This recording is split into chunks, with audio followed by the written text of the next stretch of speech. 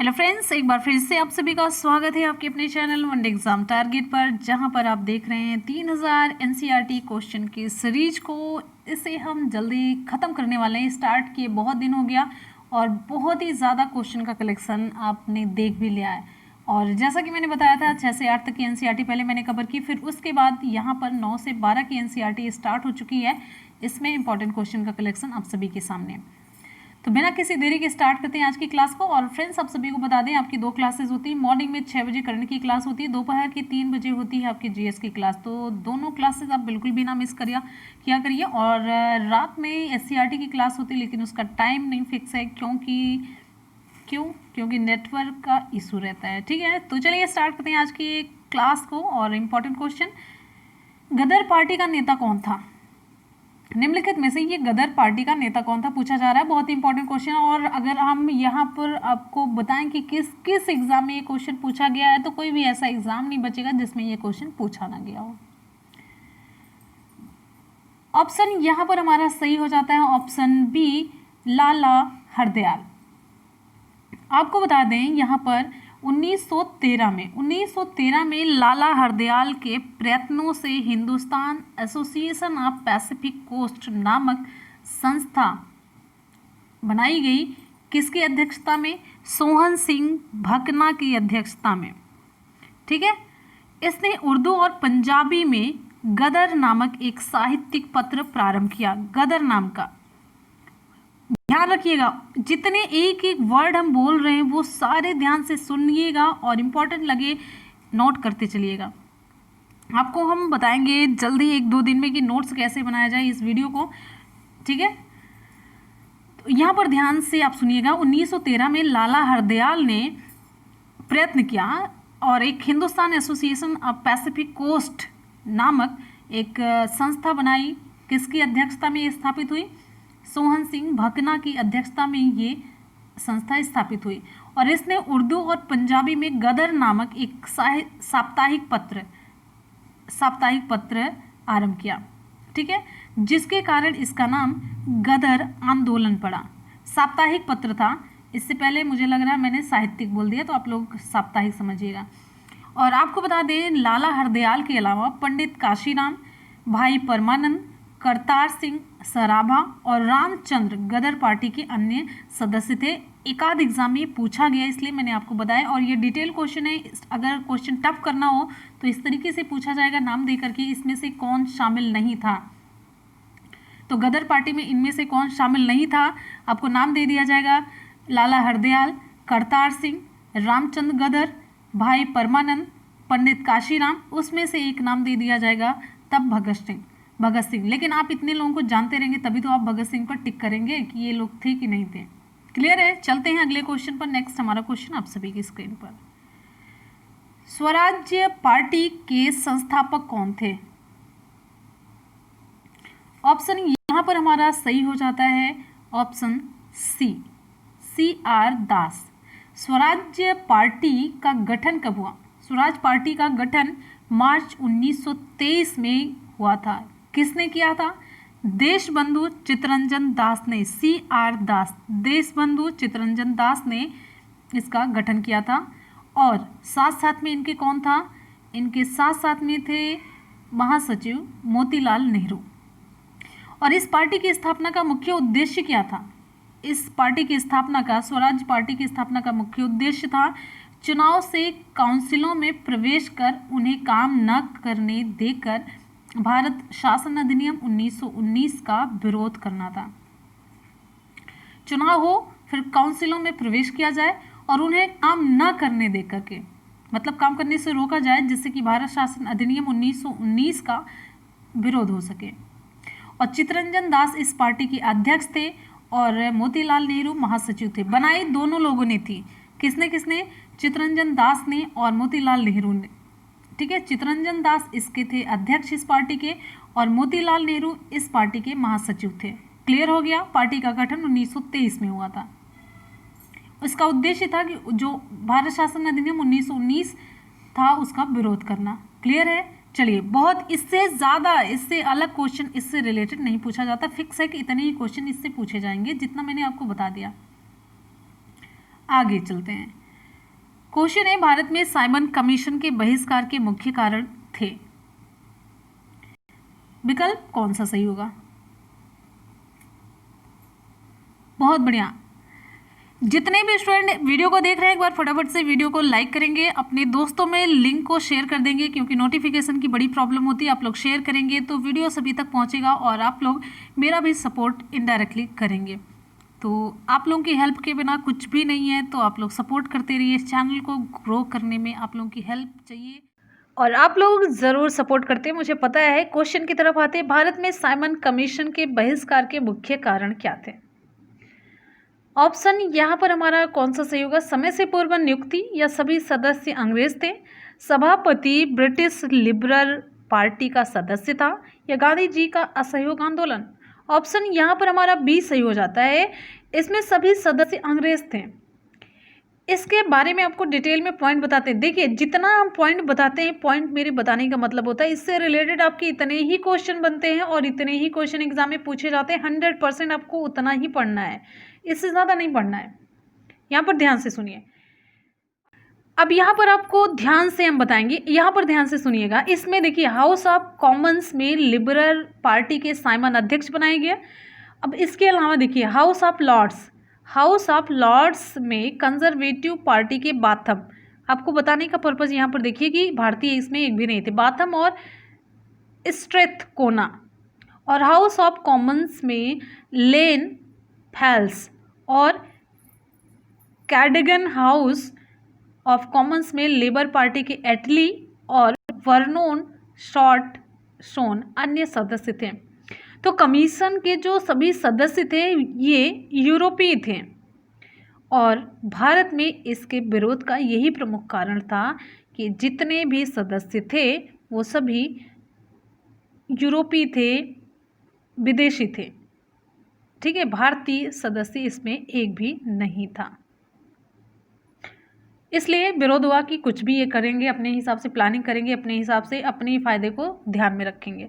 Next question पर हम आएंगे। हमारा अगला क्वेश्चन है, भारतीय राष्ट्रीय कांग्रेस का वह अधिवेशन जिसमें संपूर्ण स्वाधीनता की शपथ ली गई कौन सा था? मोस्ट इंपॉर्टेंट क्वेश्चन आपका, मोस्ट इंपॉर्टेंट। वैसे जितना क्वेश्चन मैंने लिया बहुत ही चुन करके एक एक सिलेक्टेड क्वेश्चन मैंने लिया है। क्वेश्चन विकल्प यहाँ पर कौन सा सही होगा? देखिए, बेलगांव का अधिवेशन है 1924, या कलकत्ता अधिवेशन जो 1928 में था, लाहौर अधिवेशन 1929, या मद्रास अधिवेशन 1927। ऑप्शन यहाँ पर हमारा सी सही हो जाता है। ऑप्शन सी, लाहौर अधिवेशन 1929 का। देखिए, आपको यहाँ पर इंपॉर्टेंट फैक्ट ध्यान से सुनना है। देखिए, दिसंबर 1929 में कांग्रेस के लाहौर अधिवेशन में नेहरू रिपोर्ट को निरस्त घोषित कर दिया गया। 1929 में जवाहरलाल नेहरू को कांग्रेस की इस ऐतिहासिक अधिवेशन का अध्यक्ष चुना गया। ध्यान दीजिएगा, 1929 लाहौर अधिवेशन का अध्यक्ष चुना गया था जवाहरलाल नेहरू को। क्वेश्चन पूछा गया है और इस अधिवेशन में पारित प्रस्ताव बहुत इंपॉर्टेंट है, यहाँ से क्वेश्चन पूछा जाता है। और इसी में स्वाधीनता की शपथ भी ली गई थी। लेकिन इसी अधिवेशन में कुछ और भी क्वेश्चन बनते हैं जो आपके एग्जाम में पूछे गए, वो आपको हम यहाँ पर पॉइंट टू पॉइंट बताते हैं। नेहरू समिति की रिपोर्ट अब निरस्त हो चुकी है, अर्थात अधिराज्य का दर्जा अब स्वीकार्य नहीं था। अलग रिपोर्ट तैयार की जा रही उनकी तरफ से, अंग्रेजों की तरफ से। दूसरा पॉइंट है, लाहौर कांग्रेस में पारित पूर्ण स्वराज्य प्रस्ताव के अनुसार कांग्रेस के संविधान में स्वराज शब्द का अब से अर्थ पूर्ण स्वतंत्रता या पूर्ण स्वराज होगा। इसे राष्ट्रीय आंदोलन का लक्ष्य निर्धारित किया गया है। यही क्वेश्चन पूछा जाता है कि संपूर्ण स्वाधीनता की शपथ किसमें ली गई थी। फिर एक केंद्रीय और प्रांतीय विधानमंडलों और सरकार द्वारा गठित समितियों का पूर्णतः बहिष्कार किया जाना था। और है अगला पॉइंट, भविष्य में होने वाले सभी चुनाव का बहिष्कार किया गया और सविनय अवज्ञा आंदोलन के कार्यक्रम को प्रारंभ किया जाना था। तो ये सारी चीज़ें, इस जो प्रस्ताव था इसमें ये सब भी किया हुआ था। ये सभी पॉइंट इंपॉर्टेंट है कि अगर कभी आपसे एग्जाम में क्वेश्चन पूछा जाए तो आप लोग रिप्लाई कर सकें। अगले क्वेश्चन पर हम आएंगे। नेक्स्ट है हमारा क्वेश्चन है, जवाहरलाल नेहरू भारतीय राष्ट्रीय कांग्रेस के पहली बार अध्यक्ष कब बने? ऑप्शन सही हो जाता है ए 1929 में। जवाहरलाल नेहरू भारत के प्रथम प्रधानमंत्री थे, ठीक है, और स्वतंत्रता के पूर्व और पश्चात की भारतीय राजनीति में केंद्रीय व्यक्तित्व थे। महात्मा गांधी के संरक्षण में वे भारतीय स्वतंत्रता आंदोलन के सर्वोच्च नेता के रूप में उभरे और 1947 में भारत के स्वतंत्र राष्ट्र के रूप में स्थापना से लेकर 1964 तक अपने निधन तक शासन किया। जवाहरलाल नेहरू भारतीय राष्ट्रीय कांग्रेस के अध्यक्ष पहली बार 1929 के लाहौर अधिवेशन में बनाए गए, जिसमें उन्होंने कांग्रेस के पूर्ण स्वराज्य के लक्ष्य की घोषणा की। अभी मैंने आपको बताया था। आ जाते हैं हम अगले क्वेश्चन पर आते हैं। नेक्स्ट है, दांडी यात्रा कब प्रारंभ हुई? दांडी यात्रा कब प्रारंभ हुई? 26 जनवरी 1930 को, 12 मार्च 1930 या 10 मार्च 1931 या 10 मार्च 1932। विकल्प यहाँ पर हमारा बी सही हो जाता है, 12 मार्च 1930 को। गांधी जी के नेतृत्व में 78 चुने हुए अनुयायियों ने 12 मार्च, ध्यान दीजिएगा, जितने फैक्ट हम आपको बताते चलते हैं एग्जाम में वही क्वेश्चन पूछा जाता है, ज़्यादा पूछा ही नहीं जाएगा। फिक्स है, जितना हम बताते चल रहे हैं उससे रिलेटेड क्वेश्चन ही पूछा जाएगा। तो गांधी जी के नेतृत्व में इन्होंने 78 अनुयायी चुने थे। तो इन्होंने मतलब पूरे अनुयायियों ने 12 मार्च 1930 को साबरमती आश्रम, जो कि अहमदाबाद में है, यहाँ से दांडी यात्रा का श्री गणेश की यात्रा आरंभ किया। 24 दिनों तक ये यात्रा चली थी। 24 दिनों की ये लंबी यात्रा थी। उसके पश्चात गांधी जी ने 24 दिन की यात्रा के पश्चात गांधी जी ने 6 अप्रैल 1930 को दांडी में सांकेतिक रूप से नमक कानून को भंग किया, ठीक है, और नमक कानून को तोड़ने से औपचारिक रूप से सविनय अवज्ञा आंदोलन का शुभारंभ हुआ। और इस यात्रा में उत्तराखंड के 3 व्यक्तियों, ये एग्जाम में पूछा गया, ज्योतिराम कांडपाल, भैरव दत्त जोशी और गोरखा वीर खड़क बहादुर ने भी भाग लिया। जितना हम आपको बता दे रहे हैं ना, आपको कहीं पर भी कोई भी क्लास में कोई भी क्वेश्चन करवाएगा इतना डिटेल में आपको बताएगा नहीं। और साथ साथ में डिफरेंट एग्ज़ाम के क्वेश्चन पेपर का जो एक माइन्यूट ऑब्जर्वेशन हम करते हैं वो भी आपको कोई नहीं बताने वाला है। ये जो माइन्यूट विश्लेषण होता है वो तक हम आपको बताते हैं। तो दांडी मार्च के समय एक विदेशी पत्रकार जिसका नाम वेब मिलर था, जिसका नाम क्या था? वेब मिलर,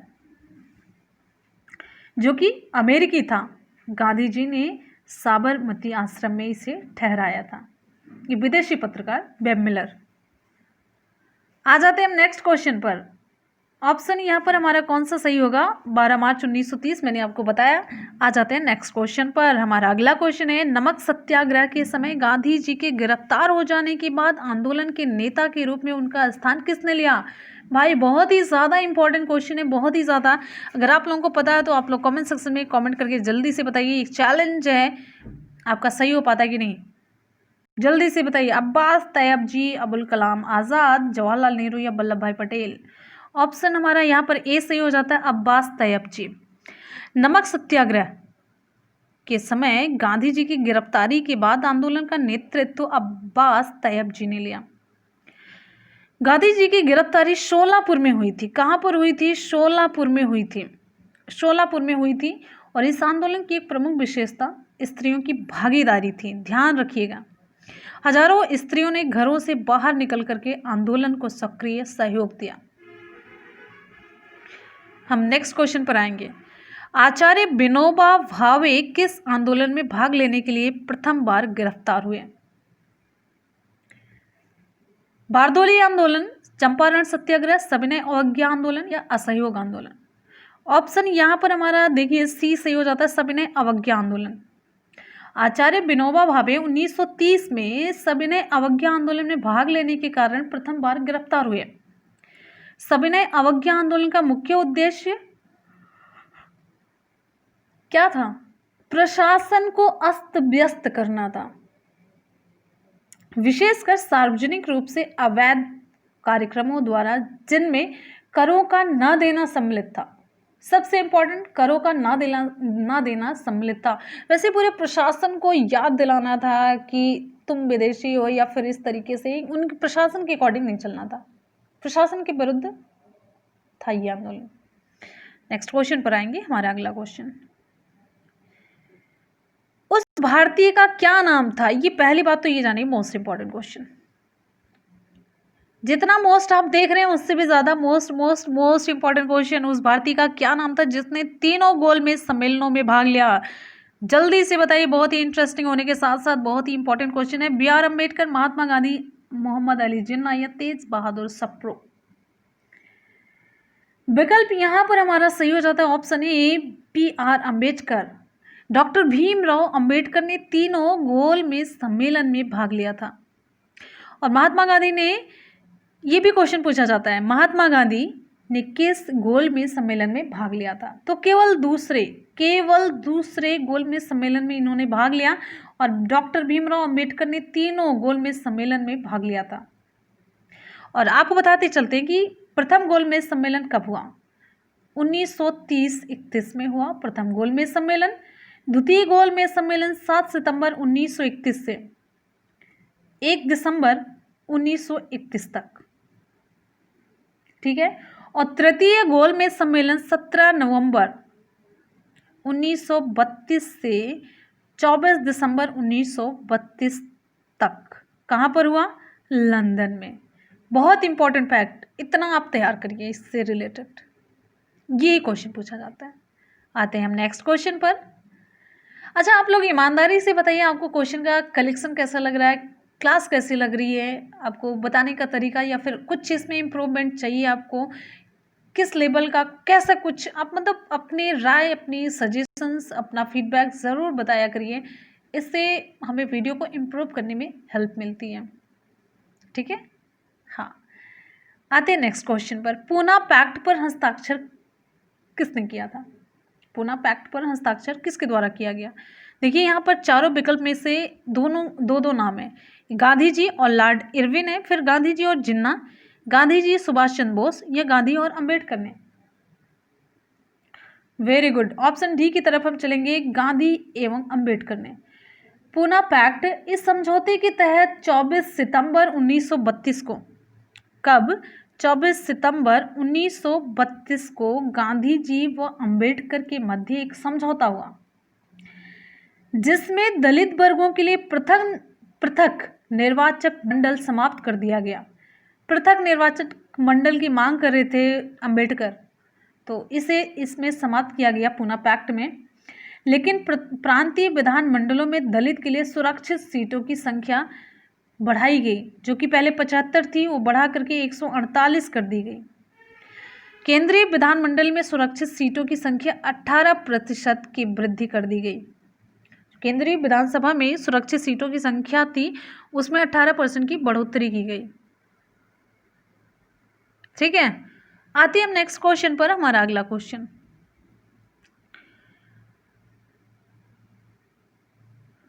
है, राजेंद्र प्रसाद ने किसे पाकिस्तान का जन्मदाता माना है? राजेंद्र प्रसाद के अकॉर्डिंग पाकिस्तान का जन्मदाता किसे माना गया? मोहम्मद जिन्ना, लॉर्ड माउंटबेटन, बेंटो, या लियाकत अली खान, या कोई नहीं, या फिर एक से अधिक? किसको आप मानते हैं? आप लोग जल्दी से कमेंट सेक्शन में कमेंट करके बताइए। वेरी गुड, यहां पर ऑप्शन हमारा सही हो जाता है सी, लॉर्ड मिंटो। राजेंद्र प्रसाद ने लॉर्ड मिंटो को पाकिस्तान का जन्मदाता बताया है। और आपको बता दें, लॉर्ड मिंटो द्वितीय, जो 1905 से 10 तक थे, इन्हीं के कार्यकाल में ही 1906 में ढाका में मुस्लिम लीग की स्थापना हुई थी। इसी वजह से लॉर्ड मिंटो को पाकिस्तान का जन्मदाता राजेंद्र प्रसाद ने माना है। अगले क्वेश्चन पर आएंगे। नेक्स्ट हमारा क्वेश्चन है, गांधी जी को किसने सर्वप्रथम राष्ट्रपिता कहकर के संबोधित किया? ऑप्शन यहां पर हमारा सही हो जाता है कौन सा? सुभाष चंद्र बोस, या रविन्द्रनाथ टैगोर, या सरदार वल्लभ भाई पटेल, या पंडित जवाहरलाल नेहरू। तो विकल्प यहां पर हमारा सही हो जाता है ऑप्शन ए, सुभाष चंद्र बोस। तो गांधी जी को राष्ट्रपिता का संबोधन सुभाष चंद्र बोस ने दिया था। यह नाम उन्होंने 6 जुलाई 1944 को दिया। किस ओकेजन पर? तो ये नाम उन्होंने 6 जुलाई 1944 को आज़ाद हिंद फौज रेडियो पर बोलते हुए यूं दिया। कैसे दिया? भारत की स्वाधीनता का आखिरी युद्ध शुरू हो चुका है। राष्ट्रपिता, भारत की मुक्ति के इस पवित्र युद्ध में हम आपका आशीर्वाद और शुभकामनाएं चाहते हैं। तो राष्ट्रपिता करके कह के सुभाष चंद्र बोस ने संबोधित किया था। कितना सम्मान, कितनी रिस्पेक्ट थी, कितना अच्छा लग रहा है ये सेंटेंस सुन के।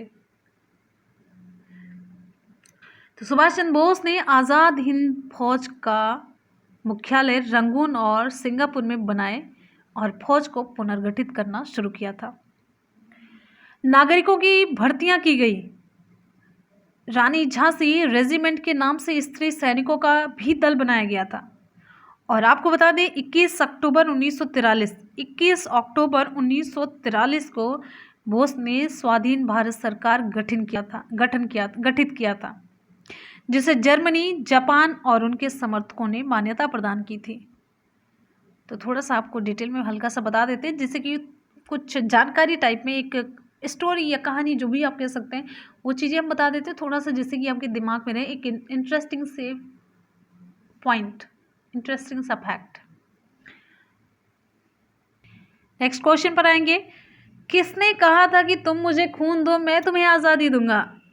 आसान क्वेश्चन है, ये आप बहुत पहले से छोटे से पढ़ते चले आ रहे हैं। तुम मुझे खून दो मैं तुम्हें आज़ादी दूंगा। विकल्प यहाँ पर हमारा सही हो जाता है ऑप्शन सी, सुभाष चंद्र बोस ने। और आज के समय की मांग क्या है? तुम मुझे समय दो मैं तुम्हें नौकरी दूंगा, या मैं तुम्हें नौकरी दूंगी। तुम मुझे समय दो यानी कि पढ़ने में समय दो। वो किताब कह रही है कि भाई मुझे समय दो मैं तुम्हें नौकरी दूंगी। तो किताब का कहना मान लीजिए, समय दीजिए, अपने दिन को प्रोडक्टिव बनाइए, आगे की तरफ फोकस करिए। बाकी दुनिया में कुछ भी नहीं रखा है। आप यहाँ पर लगेंगे, वहाँ पर लगेंगे, ये करेंगे, वो करेंगे, लेकिन आपको न सुख मिलने वाला है न शांति मिलने वाली। हम हमेशा कहते हैं हमारा दिमाग उधर की तरफ ही जाता है, अगर साइकोलॉजिकल व्यू से सोचे तो उधर की तरफ ही जाता है जिधर हमें पेन नहीं मिल रहा होता। लेकिन वो जो क्षणिक पेन है, जो क्षणिक दर्द है, अभी जो क्षणिक तकलीफ आप झेल रहे हैं, पढ़ाई में जो एनर्जी लग रही है, वो जीवन पर्यंत आपको सुख देने वाली है। लेकिन क्षणिक सुख की अगर हम बात करते हैं कि उस चीज़ से हटने की कोशिश करते हैं, पार्टी अटेंड करते हैं, दोस्तों के साथ घूमने जाते हैं, दोस्तों में बिजी रहते हैं, तो जो क्षणिक सुख है वो हमारे बाद में पूरी ज़िंदगी भर दुख का कारण बनता है। बाद में कोई नहीं आता है, ज़िंदगी के दुख हमें झेलने पड़ते हैं। जो भी एडजस्टमेंट है, जो भी स्ट्रगल है लाइफ का, वो हमें झेलना पड़ता है। ठीक है, तो लगे रहो, तब तक लगे रहो जब तक कि सफल ना हो जाओ। भाई कैसी एनर्जी, कैसा खून है कि आप लोग का उबलता नहीं है, मेरी समझ में नहीं आता है। और फिर इस एक अब बाद में क्या एक्सक्यूज़ देते हैं, हम कमेंट पढ़ते हैं, हालांकि मुझे इस पर वो नहीं है। 1 नंबर से छूट जाता, 2 नंबर से, 3 नंबर से, कैसा आप लोगों का खून है कि उबाल नहीं आता उसमें। भाई 1-2 नंबर से छूटना कोई छूटना होता है? एक बार होता है, 2 बार, हमेशा आपका ऐसे ही हो जाता है। नौकरी वैसे भी इतनी किल्लत पड़ी हुई, आ रही तो 10 साल लग जा रहे हैं। भाई ज़िंदगी की 20, 25, 30 साल तो निकल गए हैं। 10 साल नौकरी पाने में लगाएंगे तो कब आगे क्या कुछ करेंगे? बचे हुए 20 साल, वो भी गारंटी नहीं 20 आगे हो ही जाएंगे, उसमें कितनी प्रोग्रेस कर लेंगे? ज़िंदगी जब जीनी है तब तो आप स्ट्रगल कर रहे हैं, है कि नहीं? फिर उसके बाद आप कितना कुछ कर ले जाएंगे, यही बताइए। अगर सपना देखा तो उसे जल्दी पाने की कोशिश करो। एक समय पर सपना पूरा हो वो ज़्यादा बेटर होता है। पूरा करो, लग के पूरा करो, जी जान लगा दो, भाई मर जाओ लेकिन पूरा करो। मर जाने का मतलब जूझ जाओ उस पर।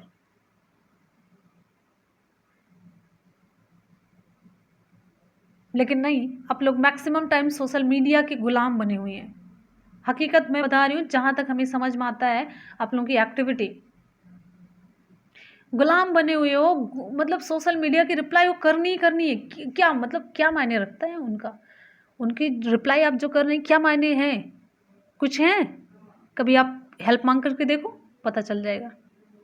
जीवन के एकदम से कड़वा सच आपको बता रहे हैं, आगे आपकी मर्जी है, लेकिन अगर जब तक उबाल नहीं आ रहा, आपके अंदर इतनी ताकत नहीं है कि मैं कुछ भी कर सकता हूं इस जॉब के लिए,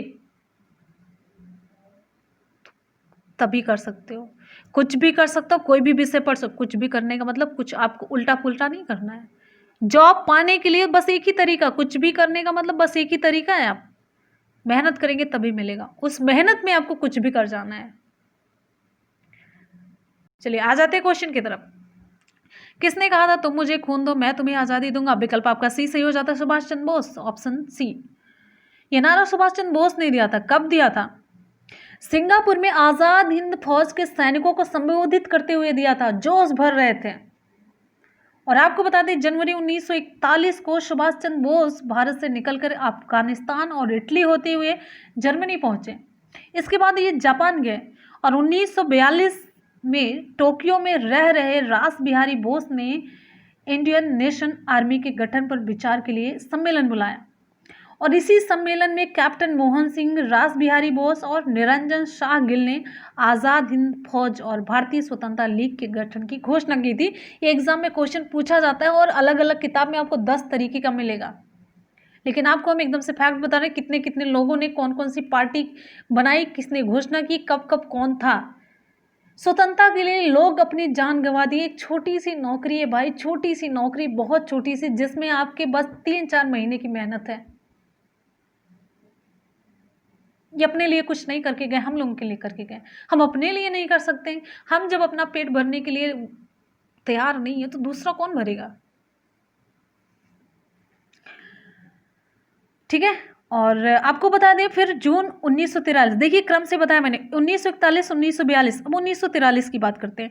तो जून 1943 ईस्वी में सुभाष चंद्र बोस को जर्मनी से टोक्यो बुलाकर आज़ाद हिंद फौज की कमान सौंप दी गई। फिर 21 अक्टूबर, ये जून की बात थी, 21 अक्टूबर 1943 को सुभाष चंद्र ने सिंगापुर में स्वतंत्र भारत की अस्थायी सरकार का गठन किया और जय हिंद तथा दिल्ली चलो का नारा दिया। क्वेश्चन इंपॉर्टेंट, जय हिंद और दिल्ली चलो का नारा किसने दिया? खोज डालना बुक में। 8 नवंबर, फिर आगे आते हैं, अक्टूबर के बाद नवंबर। 8 नवंबर 1943 को नेताजी के नेतृत्व में आज़ाद हिंद फौज ने जापानी सेना के सहयोग से भारत के अंडमान निकोबार द्वीप पर अधिकार कर लिया और अंडमान का नाम शहीद द्वीप और निकोबार का नाम स्वराज द्वीप रखा गया। क्लियर? सारे क्वेश्चन पूछे गए, इसलिए मैंने, और ये जो इतना आसानी से आप देख रहे हैं हमने बोल दिया, मैंने नोट किया है, पहले वहां से पढ़ा, यहाँ से पढ़ा, फिर एनसीईआरटी से तैयार किया। मेन पॉइंट आपके एनसीईआरटी से मिल रहे हैं, ये सारे एनसीईआरटी के पॉइंट हम आपको बता रहे हैं और डिफरेंट एग्जाम में जो क्वेश्चन पूछे गए उसको लेकर के बता रहे हैं। डिफरेंट हम आइडिया ये तब लगता है जब डिफरेंट एग्जाम से हम क्वेश्चन देखते हैं, जो जो पूछा गया, फिर वहां से वो पॉइंट उठाते हैं, इस तरीके से आपको बताया जाता है। ठीक है, चलिए आगे चलते हैं। क्वेश्चन हमारा है मराठी पाक्षिक बहिष्कृत भारत किसने आरंभ किया? ऑप्शन यहां पर कौन सा सही होगा? ऑप्शन यहां पर हमारा बी सही हो जाता है, BR अम्बेडकर ने। मराठी पाक्षिक है ये, बहिष्कृत भारत किसने आरंभ किया?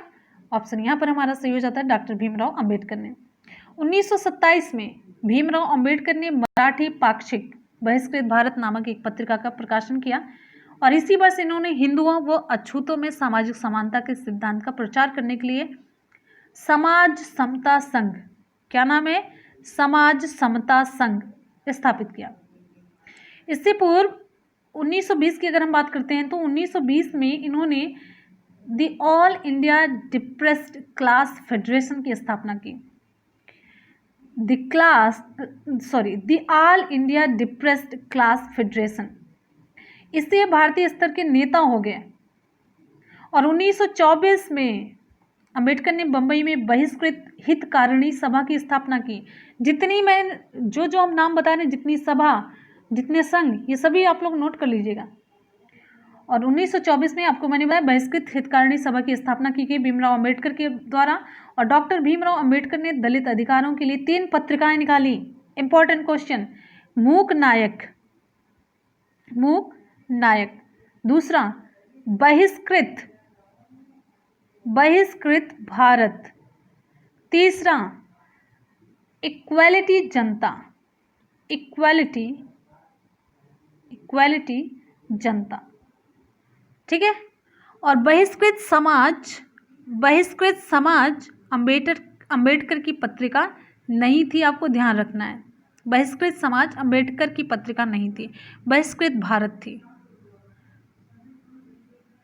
तो फ्रेंड्स, इसी के साथ ही आज की क्लास हो जाती कंप्लीट। आपको कैसी लगी, हमेशा की तरह अपना फीडबैक जरूर दीजिएगा, आपके फीडबैक का हमें इंतजार रहेगा। चलिए कर लेते हैं एक बार जल्दी से सुपरफास्ट रिवीजन। क्वेश्चन है, गदर पार्टी का नेता कौन था? ऑप्शन सही हो जाता है बी। स्वराज्य पार्टी के संस्थापक कौन थे? ऑप्शन सी, CR दास। ये स्वराज्य पार्टी के अध्यक्ष थे और मोतीलाल नेहरू क्या थे? महासचिव थे। नेक्स्ट क्वेश्चन, भारत में साइमन कमीशन के बहिष्कार के मुख्य कारण क्या थे? ऑप्शन बी, सभी सदस्य अंग्रेज थे। आपको मैंने डिटेल में सदस्यों के कुछ नाम भी बताए। भारतीय राष्ट्रीय कांग्रेस का वह अधिवेशन जिसमें संपूर्ण स्वाधीनता की शपथ ली गई कौन सा था? ऑप्शन सी, लाहौर अधिवेशन 1929, ऑप्शन सी। अगला हमारा क्वेश्चन है, जवाहरलाल नेहरू भारतीय राष्ट्रीय कांग्रेस के पहली बार अध्यक्ष कब बने? Option A 1929, 1929। अगला क्वेश्चन, दांडी यात्रा कब प्रारंभ हुई? चलिए आप लोग फटाफट से रिप्लाई करते रहिए, एकदम से एनर्जी के साथ क्लास लिया करिए, हमें बहुत अच्छा लगेगा। एकदम से सुस्त नहीं होना है, लेजी। अब क्यों इतना आलसी हो रहे हैं भाई, मेरी समझ में नहीं आ रहा। एकदम से एनर्जेटिक रहिए, फटाफट से रिप्लाई देते रहिए। बस अब 100 लोग 50 लोग एग्जाम में बैठेंगे, क्यों नहीं जुड़ रहे? अंदर की एनर्जी कहाँ गई है सारी? ऑप्शन बी, 12 मार्च 1930 को। हमारा अगला क्वेश्चन, नमक सत्याग्रह के समय गांधी जी के गिरफ्तार हो जाने के बाद आंदोलन के नेता के रूप में उनका स्थान किसने लिया? ऑप्शन ए सही होता है अब्बास तैयब जी। क्वेश्चन है, आचार्य विनोबा भावे किस आंदोलन में भाग लेने के लिए प्रथम बार गिरफ्तार हुए? ऑप्शन सी सही हो जाता है सविनय अवज्ञा आंदोलन। नेक्स्ट हमारा क्वेश्चन है, उस भारतीय का नाम क्या था जिसने तीनों गोलमेज सम्मेलनों में भाग लिया? Option A doctor Bhimrao Ambedkar. Question है, पूना पैक्ट पर हस्ताक्षर किए थे किसने? ऑप्शन डी गांधी जी और अंबेडकर ने, ऑप्शन डी सही होता है। हमारा अगला क्वेश्चन है, राजेंद्र प्रसाद ने किसे पाकिस्तान का जन्मदाता माना है? Option C Lord Minto, option C सही होता है लॉर्ड मिंटो। नेक्स्ट हमारा क्वेश्चन है, गांधी जी को किसने सर्वप्रथम राष्ट्रपिता कहकर के संबोधित किया? ऑप्शन ए हमारा सही होता है सुभाष चंद्र बोस। किसने कहा तुम मुझे खून दो मैं तुम्हें आज़ादी दूंगा? ऑप्शन हमारा कौन सा सही होता है? तुम मुझे खून दो मैं तुम्हें आज़ादी दूंगा। चलिए जल्दी से बताइए विकल्प। यहाँ पर हमारा सी सही हो जाता है सुभाष चंद्र बोस ने। क्वेश्चन है, मराठी पाक्षिक बहिष्कृत भारत ये किसने आरंभ किया था? ऑप्शन यहाँ पर हमारा सही हो जाता है option B doctor BR Ambedkar ने, ऑप्शन बी सही होता है। तो फ्रेंड्स यहाँ पर आज की क्लास कंप्लीट होती है, आपको कैसी लगी बताना है आपको। और चलते हैं आज के सवाल की तरफ। आज का सवाल आप सभी के लिए, उस भारतीय का नाम क्या था जिसने तीनों गोलमेज सम्मेलनों में भाग लिया था? आप लोगों को जल्दी से कमेंट सेक्शन में कमेंट करके बताना, बहुत ही इंपॉर्टेंट मोस्ट इंपॉर्टेंट क्वेश्चन है। और गोलमेज सम्मेलन जितने मैंने तीनों बताए उसके बारे में डिटेल आपको बताना है। और पहले दूसरे तीसरे जितना भी था, जिसकी अध्यक्षता किसने, मतलब किसने भाग लिया, अध्यक्षता किसने की, अगर आपको पता हो तो जरूर बताइएगा। ठीक है, अध्यक्षता नहीं बतानी है, कौन कौन इसमें शामिल हुआ, भारतीय की बात यहीं से क्वेश्चन पूछा जाता है। तो आपको डिटेल में कमेंट सेक्शन में कमेंट करके बताना है। और फ्रेंड्स आपका एक न्यू चैनल है मुनमुन ब्लॉग्स, जिसके लिंक हम आपको नीचे डिस्क्रिप्शन बॉक्स में दे देंगे, लिख देते हैं मुनमुन ब्लॉग्स। ठीक है, इस पर हम आपको देखने को मिल जाएंगे, कुछ ना कुछ करते हुए मिल जाएंगे, एक्टिविटी। ठीक है, मूड चेंज होने वाला चैनल, बस इतना आप कह सकते हैं। तो इसी के साथ ही क्लास को करते हैं कंप्लीट। मिलते हैं फिर नेक्स्ट वीडियो में, तब तक के लिए goodbye and take care, thank you so much, love you all. और जाते जाते वीडियो को लाइक और शेयर करना बिल्कुल भी नहीं भूलना है। मिलते हैं फिर, तब तक के लिए goodbye and take care, thank you so much, love you all, bye and take care, Jai Hind.